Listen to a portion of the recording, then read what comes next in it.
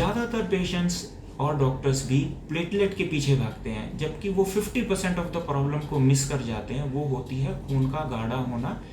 Doctor Rajesh Kumar की बातें dengue को लेकर हैं। दरअसल कोरोना के धीमे होने के साथ जो चीज़ तेजी से बढ़ी है वो है डेंगू फीवर।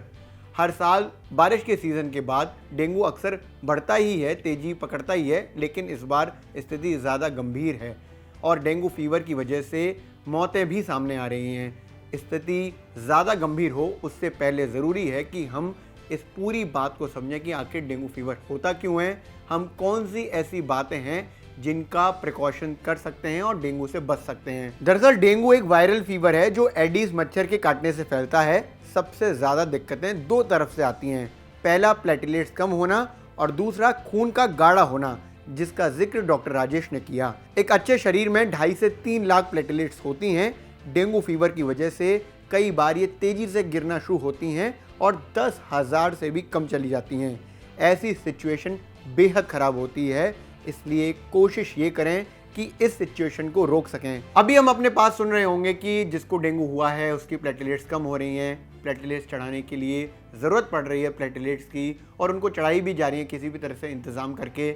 ये हर बार होता है और प्लेटलेट्स रोकना हमारे बस की बात नहीं है। मतलब गिरना रोकना, ये जो डाउन आती हैं प्लेटलेट्स, ये रोकना बड़ा मुश्किल काम है, इसलिए प्लेटलेट्स को चढ़ाया जाता है, बढ़ाया जाता है। लेकिन एक चीज़ और जो बड़े स्तर पर होती है वो है खून का गाढ़ा होना। ज़्यादातर पेशेंट्स और डॉक्टर्स भी प्लेटलेट के पीछे भागते हैं, जबकि वो 50% ऑफ द प्रॉब्लम को मिस कर जाते हैं। वो होती है खून का गाढ़ा होना, और यही 50% है आपके हाथ में कि जिसे आप करेक्ट कर सकते हो, क्योंकि प्लेटलेट के गिरने को आप नहीं रोक सकते। कितना गिरेगा, कब तक गिरेगा, ये भी आपके हाथ में नहीं है। लेकिन खून का गाढ़ा होना, मतलब हीमोग्लोबिन का और या पीसीबी का बढ़ना, ये आपके हाथ में होता है और जिसे आपको तुरंत ही एड्रेस करना होता है।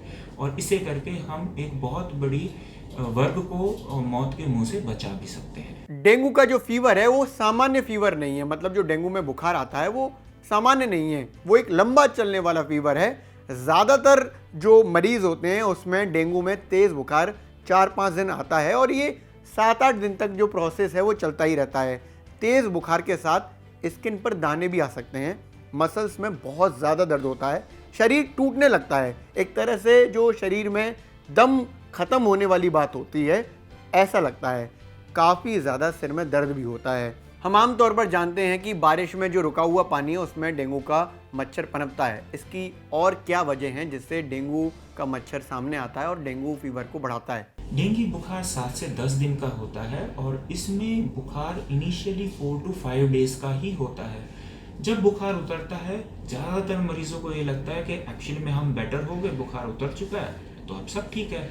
लेकिन शरीर में गड़बड़ अंदरूनी तौर पे तभी शुरू होती है, जैसे कि बुखार उतरते ही हमारा खून गाढ़ा होना शुरू हो जाता है और प्लेटलेट कम होने शुरू हो जाते हैं। इसलिए अगर आपके घर में अभी भी कूलर में पानी जमा हुआ है, यानी कि रुका हुआ है, यानी कि आप यूज़ कर रहे हैं कूलर को और पानी के साथ यूज़ कर रहे हैं, तो पानी को निकाल दीजिए। इसके साथ साथ ऐसे स्पेस घर में जहाँ पर बारिश का पानी रुक जाता है, क्योंकि बारिश के सीज़न में पानी जमा हुआ है और उसमें डेंगू का मच्छर पनप सकता है। इसके अलावा और जो कारण हैं जो डॉक्टर राजेश ने बताए जिसकी वजह से दिक्कत हो सकती है, वो आपको समझनी चाहिए। क्योंकि हम ही हैं वो कंडीशन अपने घरों में, अपने घरों की छतों में या आसपास में क्रिएट करते हैं जिससे डेंगू का वायरस वहाँ पनप सके। डेंगू का जो मॉस्किटो होता है जो डेंगू वायरस को लेता है, वो एक्चुअली में आपको साफ पानी में मिलता है, और वो जो साफ पानी में मिलता है वो साफ हमारे घरों के आसपास ही होता है, जिसकी वजह से हम ही रिस्पॉन्सिबल हैं डेंगू के लिए। तो हमें सबसे पहली चीज़ अपने घर के आसपास को साफ सुथरा रखना है, पानी का कलेक्शन नहीं होने देना है, ठीक है। और मच्छर से बचाव के जो तरीके हैं कि जैसे फुल स्लीव्स को पहनना, घर में हीट छिड़कना। डेंगू खत्म करने के लिए जो प्रोसेस है उसमें डॉक्टर की नेक सलाह सर्वाधिक ज़रूरी है, डॉक्टर के संपर्क में रहना सर्वाधिक ज़रूरी है और उनसे ही आप पूरे इलाज को करवाएं। इसके साथ साथ कुछ आसान प्रैक्टिसेस भी हैं जो आप कर सकते हैं, जैसे कि पानी खूब पिएं, यानी कि डिहाइड्रेशन नहीं होना चाहिए शरीर में। इसके साथ साथ उन फ्रूट्स को ज़्यादा तवज्जो दें जिनमें शुगर कम हो, जैसे कीवी है, ऑरेंज है।